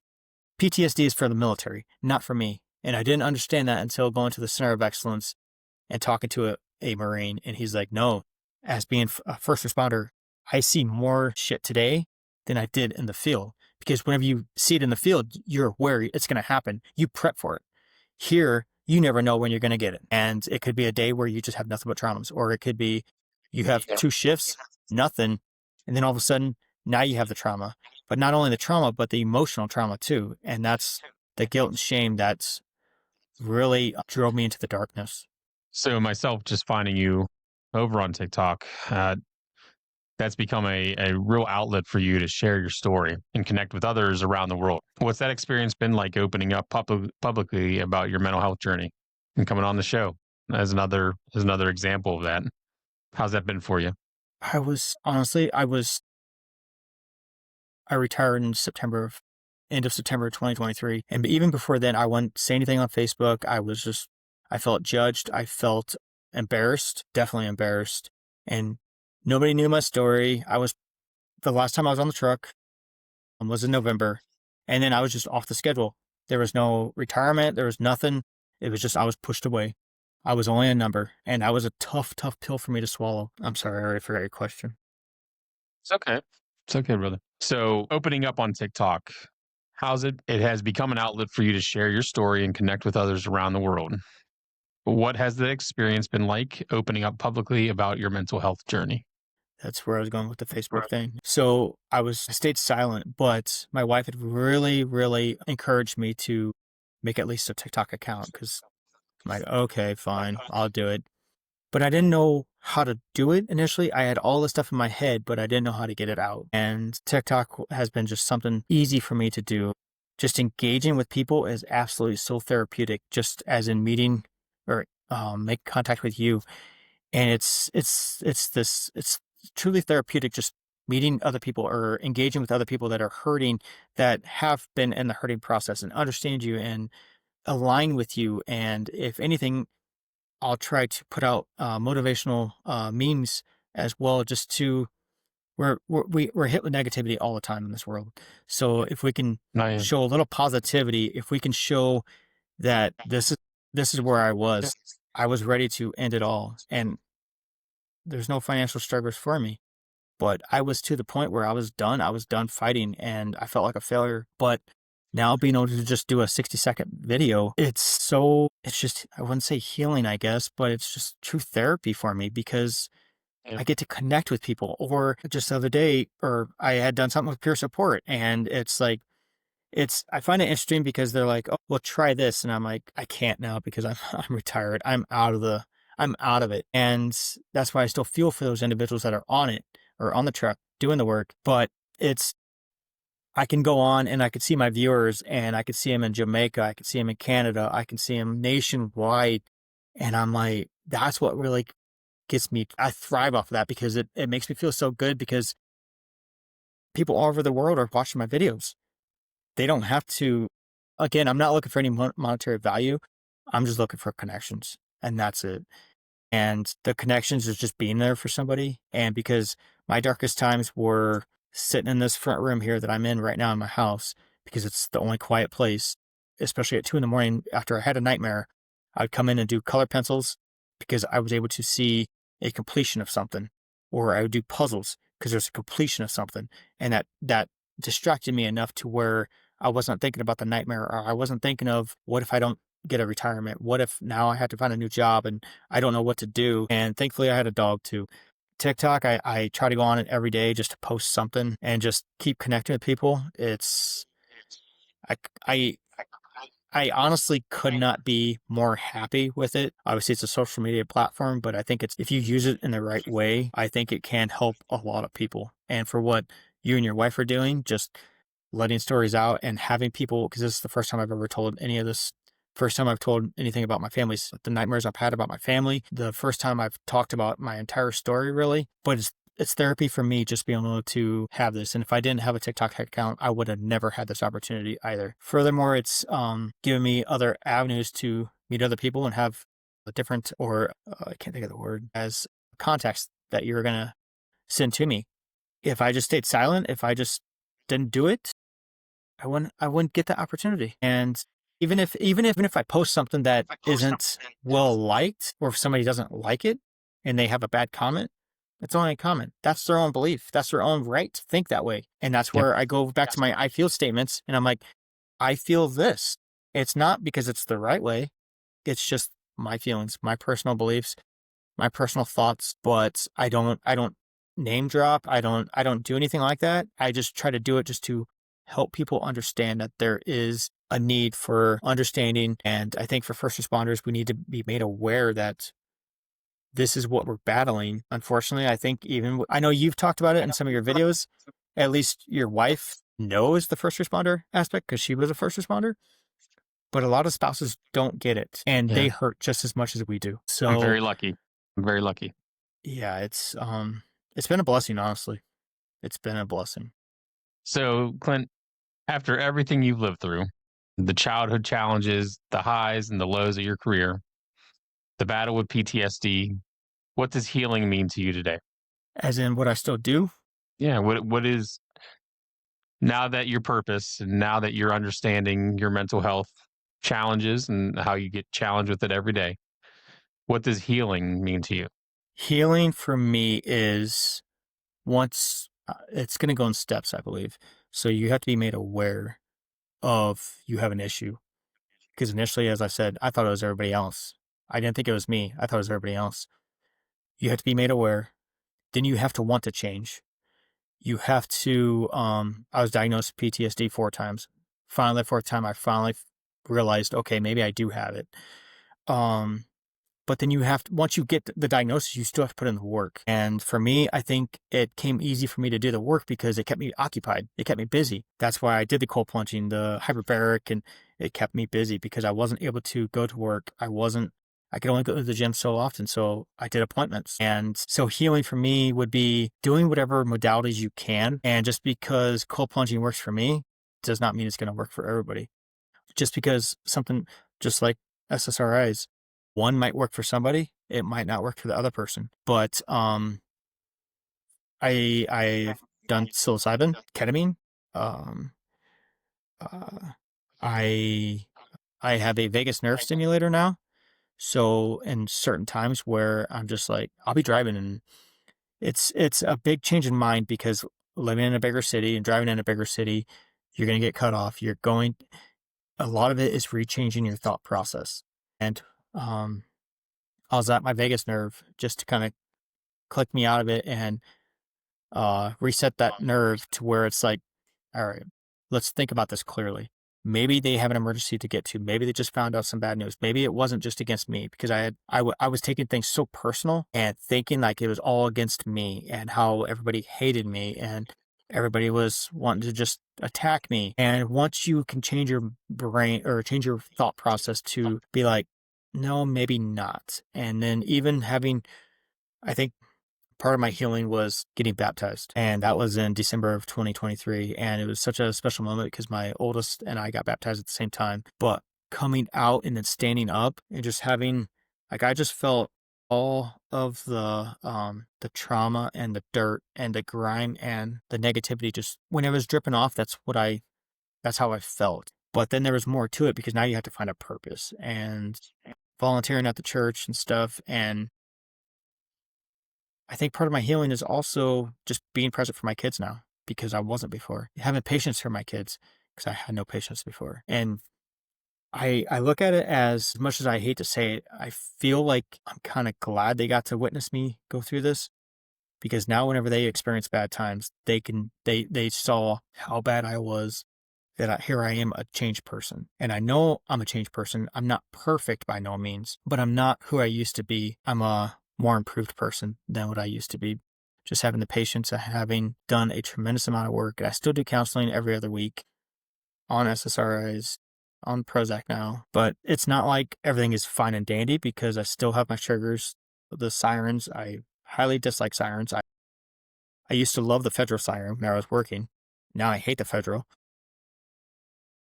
The radio tones in stores, all that stuff is still there, but it's grounding techniques that I use to just block it out. And a lot of times I'll just wear headphones, just one headphone because I have to be able to listen to what's going on. But I'll listen to a lot of worship music or a lot of meditation music. And yeah, it was so weird coming out of out of first responder field because you're so used to the chaos. We have front row seats to the chaos. Is how I think about it. You get to see pure chaos and you're so used to living in the chaos that whenever you come to real life, the calmness is weird. And the decision-making skills, like I used to be able to make a decision like this. I go to Walmart and how many different choices of bread are there? How many choices of ranch is there? And it's overstimulating for me. And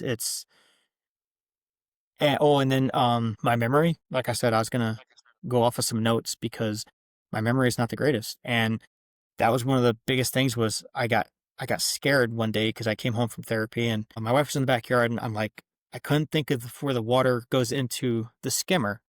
I could not think of the word skimmer. And I'm like, the thing where the water goes in, and I would lose stuff. I lost my wallet. I lost keys. I would lose my phone. That was when I was in the darkest dark because I guess my brain was just offline that much and just a terrible, terrible place. I had one incident. I guess it was about 2 or 3 years ago. I was leaving the 911 center. Normal, I was on afternoon shift, 2 to 10, leaving, and I forgot how to get home. I was driving and I forgot how to get home. So glad you reminded me of that because I went to appointments and I've showed up at the wrong place. And I'm like, I go in to check in and I'm like, yeah, I'm here for this. And they're like, we don't do that They're here. looking at I'm you like, funny. and then I was going to get my kid from school one day and I show up at Walmart because they're not that far apart. But for my healing though, at least I'm able to laugh about it now because I can look at it as, and I've been taught this, I didn't know this, but it's like, I think of my five senses and that's a good grounding tool for me is just thinking of the weather, thinking of what's going on. Am I safe? Is my family safe? Knowing that my son is safe at the school I'm going to be a little bit later now, yes, but at least I'm in the mindset to be able to think through it and not allow the anxiety to overwhelm me and be like, and now the anger because I made a mistake. And sometimes it's comical, and I'm not afraid to say that I set alarms on my phone to remind me to pick the kids up. Both my kids are in tutor, so I have alarms set for tutor because I will forget. But it's just getting used to living that way. We do a family calendar now, and it's not that I'm going to ignore you, or I'm not on purposely trying to just miss your, if we have plans, like I'll have to keep asking my wife, I'm like, when is this? When is this? When is this? Because it doesn't stick. It doesn't stick. And then I have a paper calendar that I use to write down all my appointments and stuff. I have to find ways that works for me and for my brain, I guess. So, Clinton, finally, for anyone listening who feels broken, lost, or afraid to ask for help, whether they're a first responder or not, what message would you want them to take away from your story? We learn a lot when we're knocked down. We don't know what we don't know. It was when I was made aware that I had a problem when the work really began. I thought I had everything figured out. Wasn't the case. I think it's a split here, but me finding my faith, and that actually taught me, the Bible taught me about forgiveness, because I was stuck on why I was treated the way I was treated, and I was wanting revenge all the time. But I know I've not been a perfect individual. I've sinned a lot, and the Lord has forgiven me of all my sins. So I need to forgive those that did wrong to me. And I wholeheartedly believe that they did wrong to me. Those individuals know who they are, but whenever it's their time, they have to answer to the higher power. So just having faith in that and having forgiveness, and just because you were a certain person at one time, that's not who you always have to be. You're going to struggle, yes, but if you can put in some work and be constant with that work and find new ways to distract yourself, which I was never a reader, and now I love reading books. I don't always comprehend the book, so I have to read it twice, but that's okay because I have the time. It's not a big deal. But I would say also try to do like morning mantras. So I listen to 2 different morning mantras every morning. There's positivity, love yourself, think of the skies, like the sunrise and stuff. And as voodoo-ish as it sounds, it's amazing of what it'll do to your mindset every single day, because you're starting to, instead of scrolling, just listening. And it's like, understand the moment right now. Believe in yourself. Love yourself. You are who you are. I couldn't be more blessed to where I am today. And just knowing like I was there to where I wanted to hit the button and just end it all. I was there. But figure out your why. Understand that you have a why, and keep fighting. And if you're denied, I was denied twice for workman's comp. It is what it is, but I kept fighting. I didn't give up. It was close, but I didn't. So I would just say keep fighting, keep your head up, and one day at a time. Even sooner than that, it's 1 minute at a time, 1 hour at a time. And then you can say 1 day at a time. And it truly is just 1 day at a time. Because the problems that seem so big in the moment, in 2 days, 3 days, were they really that big? And it's like you said, I'm 44, and I'm still learning. I think that's okay, because you don't know what you don't know. And just to do these little things here and there, I think it puts you on a better way to have a better positive mindset. Yeah.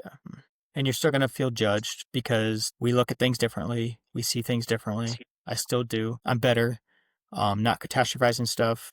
I catch myself catastrophizing, and I'm like, nope, gotta reel myself back. So it's okay to get there, but then you have to be aware that, no, I gotta reel myself back. It's not true.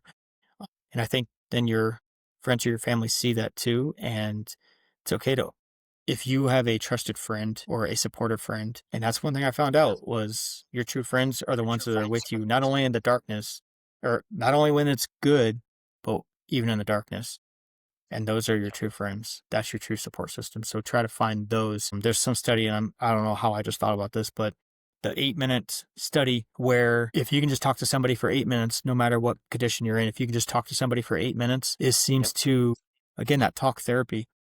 If you can just talk to somebody for 8 minutes, and I'm like, do I get a home phone and just put the phone number on TikTok? I don't care. I just do not ever want to see somebody in that place where they have no one to talk to. And that's why I've told a lot of people on TikTok, I'm like, just message me, email me. I don't care. I've given out my email. I don't care. And if they're in that bad of a place, I will get to the point to where I give them my number and they can call me any point, anytime. And I tell that to a support group that I'm in. Like, you guys can call me anytime. Church people, I tell them, I'm like, you can call me anytime. I don't care. Because if you've been there, you know how it feels. And it costs me nothing but time. And I don't have to say anything. All I have to do is have 2 ears to listen to them. That's all I want, is someone to listen to them. And it just brings your emotions down. It brings your anxiety down. It brings your anger down. Just being able to vent and let it out. And you're not venting to your wife, because we know how that's going to go. You're not venting to your employer, because we know how that's going to go. I'll listen to anybody. Clinton Ewing, thank you so much for coming on, brother. I think, sharing your story, showing your vulnerability, sharing your struggles. Like we said, it's our mission, it's your story. And I'm glad you came on here to share that. We'll make sure that it's represented correctly. And so everyone can see, what we deal with as first responders. Thank you, man. Thank you. I do want to add, if any of the individuals want to go to the IAFF Recovery Center.com, IAFFrecoverycenter.com, you can find all kinds of webinars on mental health, addictions, SI. They have all kinds of webinars, past webinars, and you don't have to be an affiliation or anything like that. You just go to it and you go to the bottom of the page and there's all sorts of videos to watch. It might be a good thing just for even families to listen, or spouses to listen to. I'm excited for what's coming, though. Where I did my ketamine clinic, or ketamine shots, they are doing a video on Amazon Prime and Apple TV. It's called The Journey Home. And I think it's a 6-part series, but it makes me feel so good inside knowing that people are talking about this and bringing this to people's attention. So The Journey Home. And I've been granted an opportunity to go to Mexico to a retreat. I believe there's going to be a video shoot there as well. I'll message you and let you know more about that.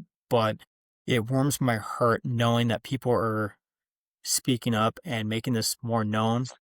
And I don't know what the change is going to be, but I'm hopeful that the word gets out to where people are not so judgmental. I just felt so judged, and the judgment doesn't need to be there. It truly doesn't. And it's just, I'm just very happy for that. So there'll be a natural medicine that I'll do. I'm excited. Like I said, I'm going to continue doing whatever I can do to see how I can heal myself and not give up, because there are certain days where I'm like, man, life is great. Just like tonight, I get to go pin my son at the Silver Air Patrol. And it's like a junior ROTC thing, and it just brings me joy. It brings me joy. And I don't have to go. I get to go. So that's true power right there. That is true power. But I want to thank you and your wife for what you guys are doing. It's absolutely amazing. And thank you for the opportunity to come on, because this is the first time I've ever really spoken about this, and it's been quite some. I see the timer now. It's been some time, but I can't appreciate or thank you guys enough for the opportunity, because as much darkness there's healing in talking about it too. So thank Absolutely you. is, man. Absolutely. We thank you, man. Thank you again. Like I said, thank you for the vulnerability and the transparency. Guys, if you'd like to be on the Way We Carry podcast, just like your Clinton here, hit us up at twwcpodcast@proton.me. Please reach out to us. It's our mission. It's your story that we want to share with the world. Clinton Ewing, again, thank you, brother. We appreciate you coming on. Thank you for having me once again. Thank you so much. Absolutely, man. Stick around for a minute. Guys, you have a good one. Thank you again. We love you.